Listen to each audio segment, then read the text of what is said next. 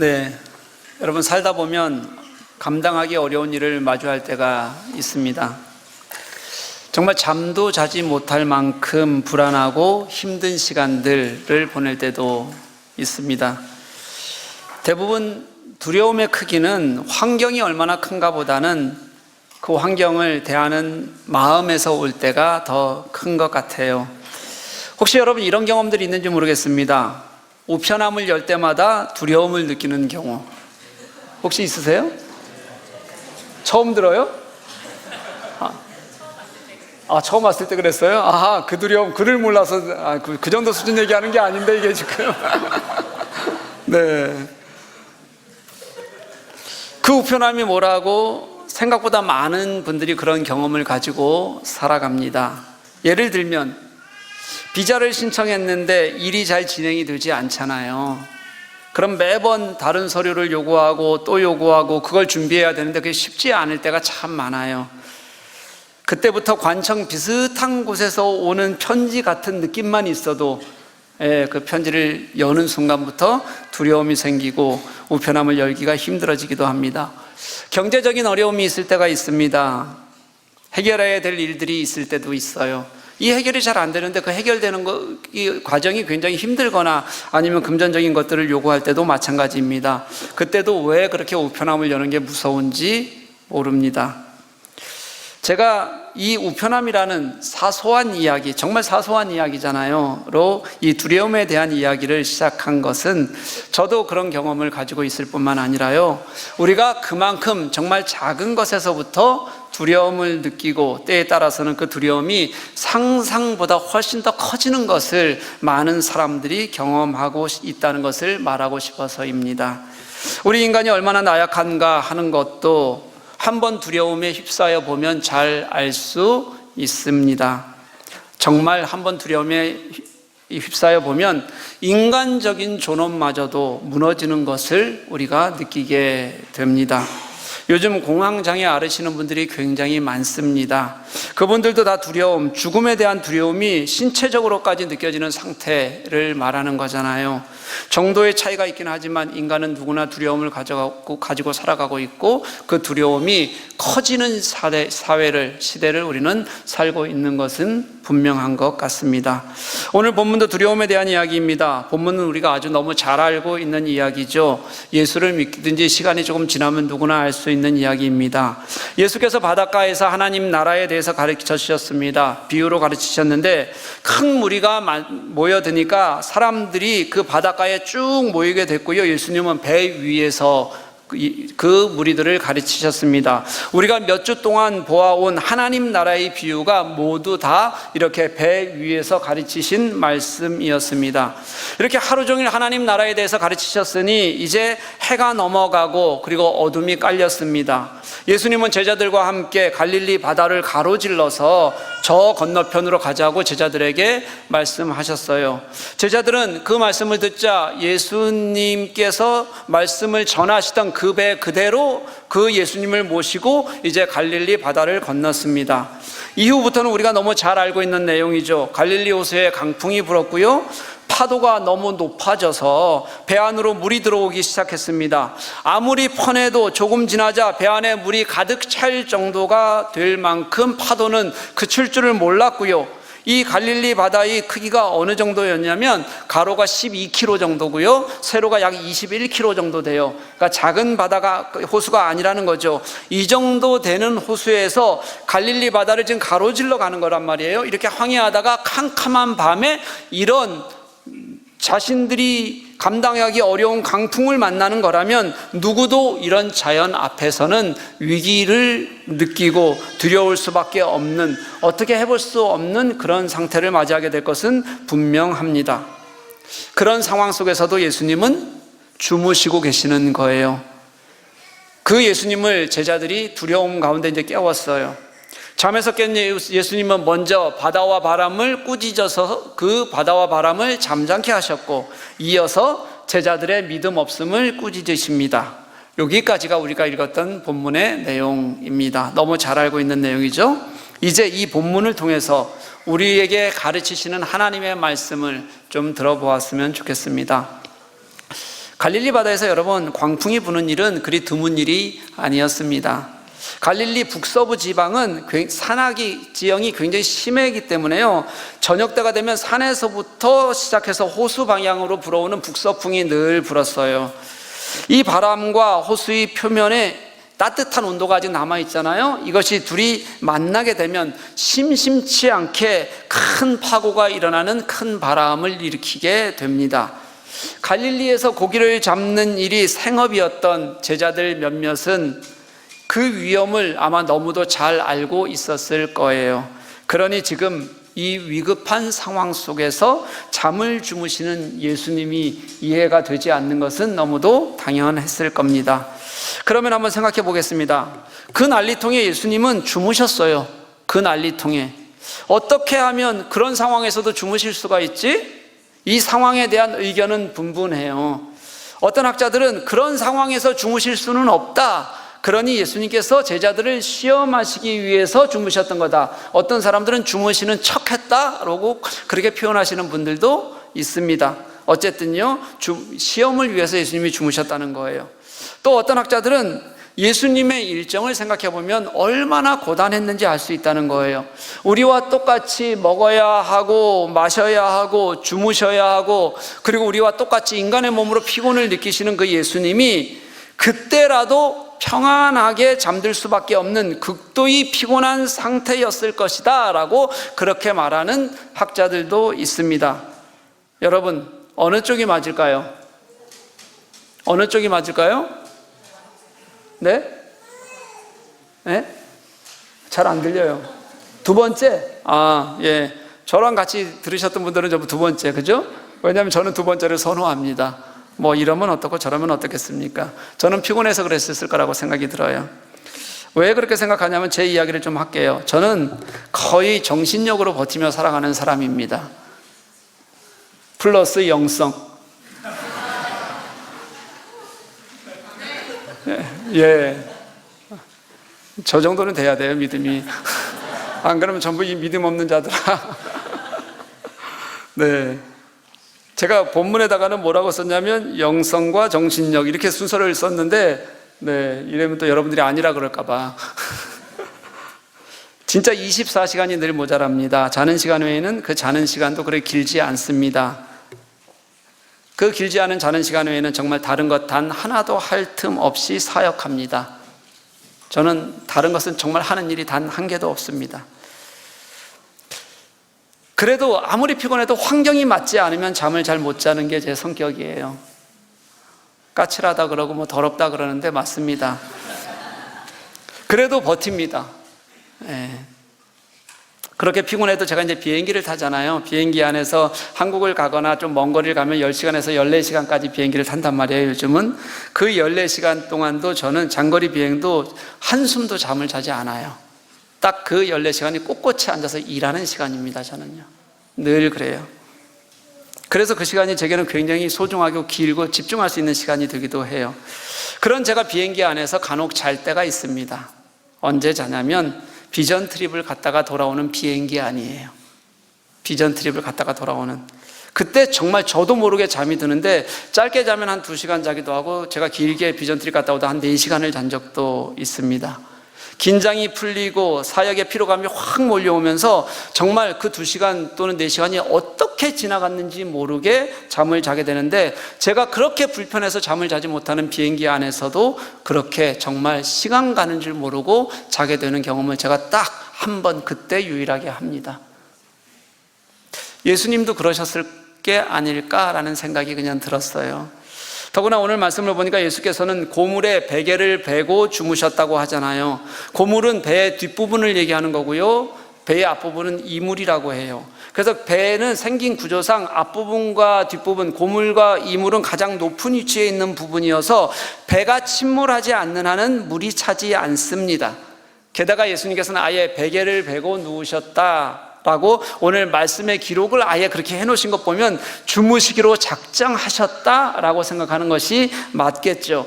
그래서 깊은 잠에 빠져들어갔다는 것을 보여주는 것 같습니다. 그렇지만 이러면 어떻고 저러면 어떻습니까? 오늘 말씀을 해석하는 데는 아무런 관계가 없습니다.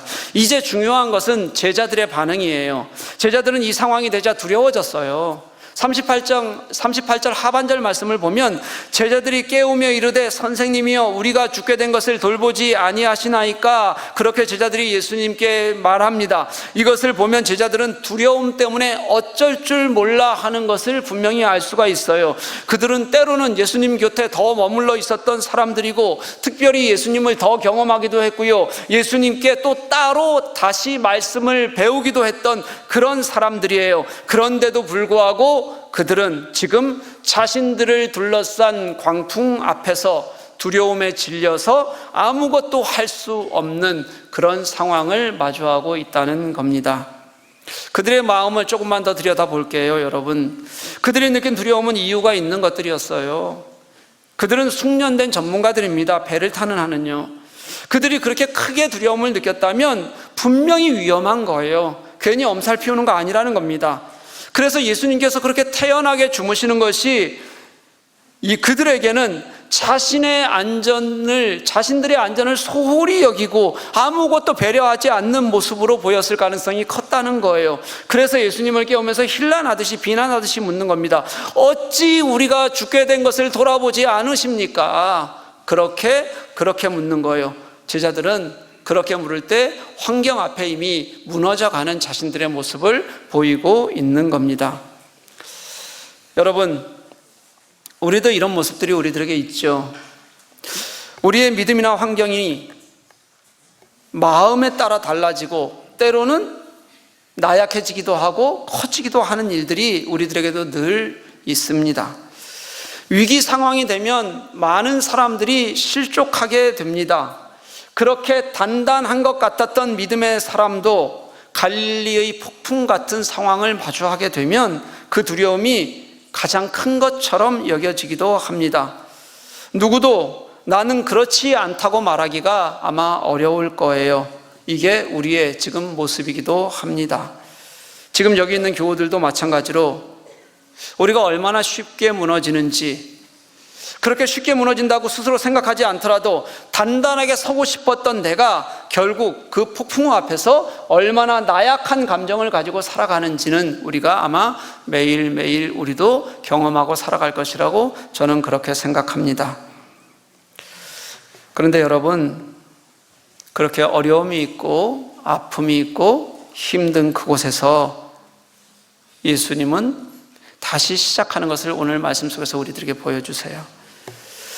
죽을 것 같은 절망 같은 그 폭풍 속에서 이제 주님께서 일하기 시작하는 겁니다. 39절 말씀을 보니까 광풍을 꾸짖어 잠잠히 하신 예수님이 제자들에게 이렇게 물으셨어요. 어찌하여 이렇게 무서워하느냐? 너희가 어찌 믿음이 없느냐? 이렇게 물으셨어요. 그들에게 그 책망을 하면서 그들의 대답을 듣고 싶어하는 것 같았지만 이미 그 대답은 그들에게는 의미가 없습니다. 왜냐하면 그 물음은 이미 주님께서 그 문제를 해결하시고 난 이후였기 때문입니다.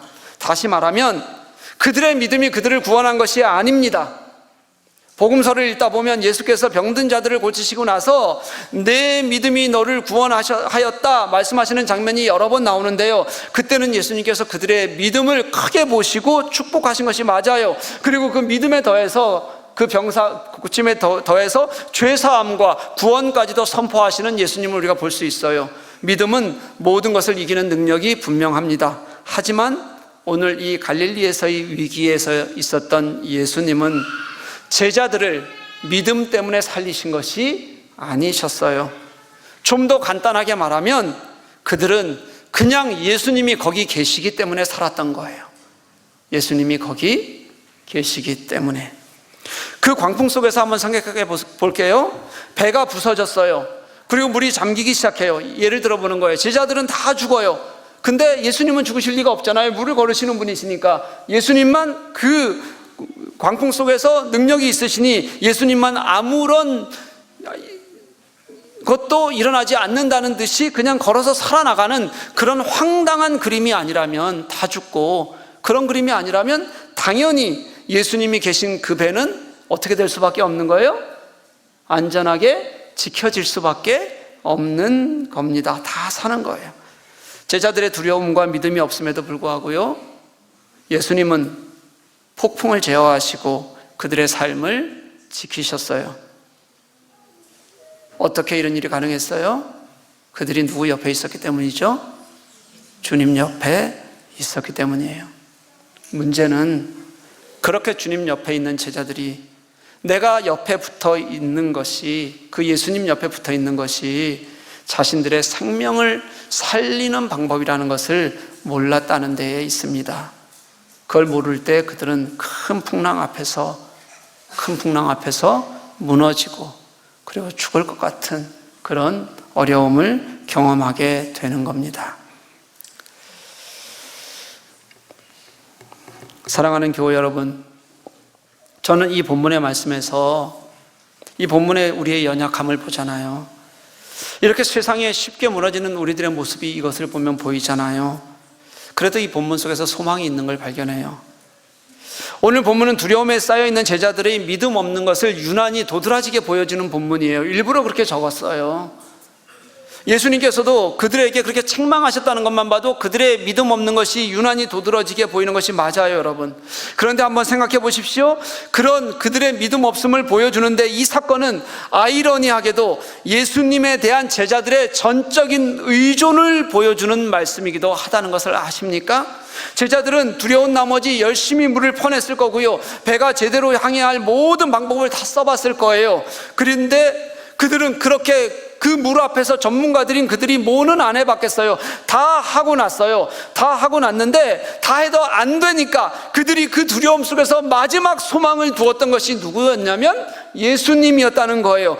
예수님을 깨울 때에도 그랬고, 그 예수님을 비난하듯이 따질 때에도 그랬고, 그들은 예수님께 그들의 마지막을 걸었다는 것이 오늘 본문의 핵심 내용이기도 해요. 예수님, 왜 우리를 돌보지 않으십니까? 여러분, 갈릴리에서 업으로 잔뼈가 굵었던 그들이 바다라고는 알지 못했던 목수셨던 예수님께 그 바다 위에 두려움에 대한 마지막 소망을 두고 있다는 것, 이게 그런 믿음 없는 그들 속에서도 우리가 주님 옆에 붙어 있으면 주님을 찾을 길이 있다는 것을 보여주는 소망이기도 하다는 거예요. 그들에게는 예수님에 대한 확실한 믿음은 없었어요. 그런데도 죽음의 공포 속에서, 그런 위기 앞에서 그들이 마지막까지 의지할 수 있었던 유일한 한 분, 마지막 찾아야 될 한 분이 예수님이셨다는 것을 여러분 기억할 수 있었으면 좋겠습니다. 사랑하는 교회 여러분, 우리의 믿음은 여전히 미완성입니다. 우리는 예수께서 우리를 나의 죄를 위하여 십자가에 죽으시기까지 구원하셨다는 구원의 본질적 믿음은 인정하는 사람들이지만, 그리고 그 은혜를 누리는 사람들이지만, 지금 나의 삶의 여정 모든 곳에서 나를 인도하시는 분이 주님이시고, 이 땅의 어떤 위협에서도 결국 모든 권능을 가지고 그런 위협들을 무릎 꿇게 하실 것이라는 나의 삶의 현장에서 그 예수님을 믿는 믿음은 우리들은 여전히 부족합니다. 그런데 예수님은 그런 우리들을 끝까지 우리가 주님 앞에 머물러 있기만 하면, 우리가 그 주님을 100% 신뢰해서가 아니라 내 삶의 두려운 환경 속에서도 당신이 일하시기를 소망하는 마음으로 그 주님을 붙들고 있으면 우리를 때로는 책망하시면서라도 인도해 나가시는 분, 지키시는 분이시라는 것을 오늘 말씀은 우리들에게 보여주고 있는 겁니다.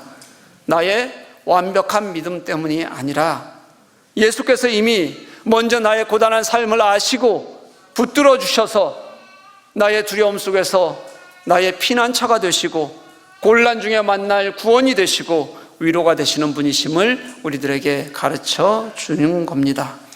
사랑하는 여러분, 누구라도 실족할 수 있습니다. 어려운 위기 상황이 되면 누구라도 넘어집니다. 두려움이 커지면 나도 어쩔 수 없는 절망을 느낄 수도 있습니다. 사랑하는 여러분, 그때 내가 악착같이 주님 곁에 머물러 있는 것이 우리가 살아날 방법이라는 것을 기억했으면 좋겠습니다. 예수님이 계신 그 배를 내가 떠나지만 않는다면, 내가 어려움이 있어도 그 배를 붙들고 내가 같이 간다면 예수님은 우리를 끝까지 건져내실 것입니다. 그리고 당신이 누구신지 우리에게 알게 하실 거예요. 이제 마지막 장면으로 한번 옮겨가 볼게요. 그렇게 예수님은 바다도 잠잠케 하시는 능력을 보여주셨어요. 그리고 제자들에게 왜 두려워하느냐, 왜 믿음이 없느냐 책망하셨어요. 그렇지만 제자들은 그 예수님의 질문에 반응한 것이 아니었습니다.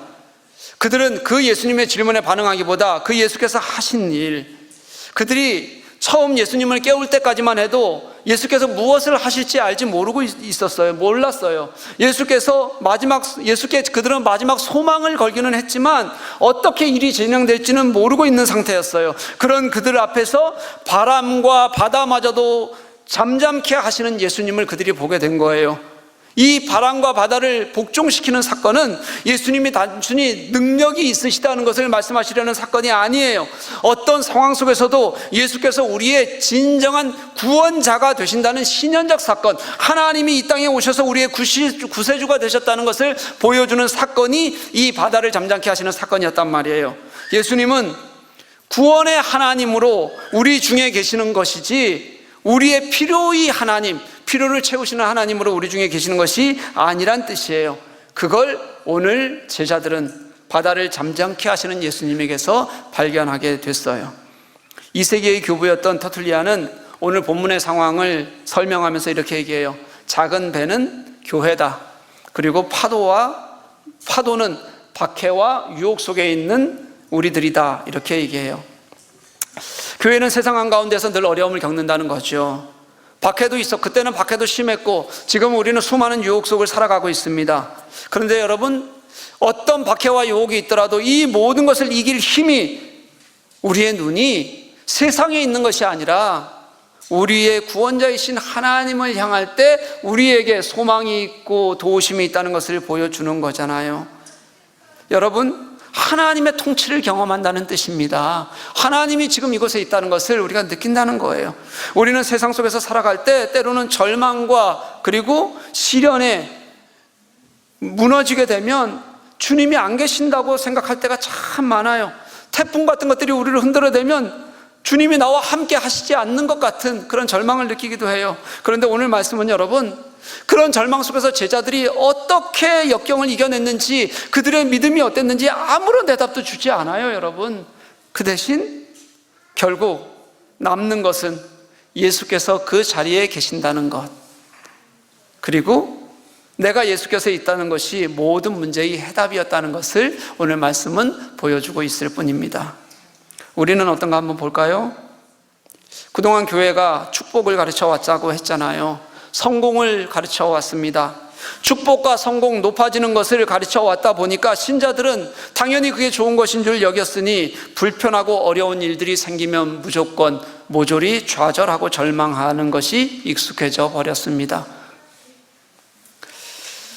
주님께서 어려움 속에서도 우리와 함께 하는 것, 그때에 우리가 평안을 느낄 수 있고 그때에 주님이 주신 온전함으로 함께 설 수 있다는 것을 우리는 잊어버리고 세상이 주는 성공과 유익, 그리고 예수님을 비교하면서 우리는 지금 신앙생활을 하게 되어버렸어요. 사랑하는 교회 여러분, 하나님이 우리 모든 삶의 문제에 해답을 주시지 않습니다. 살아가는 동안 폭풍 오는 피할 수 없는 우리의 삶입니다. 잠잠하기만 한 바다는 어디에도 존재하지 않습니다. 그냥 땅 위의 길이라고 해도 안전하지만은 않습니다. 늘 우리에게는 그런 어려움이 있어요.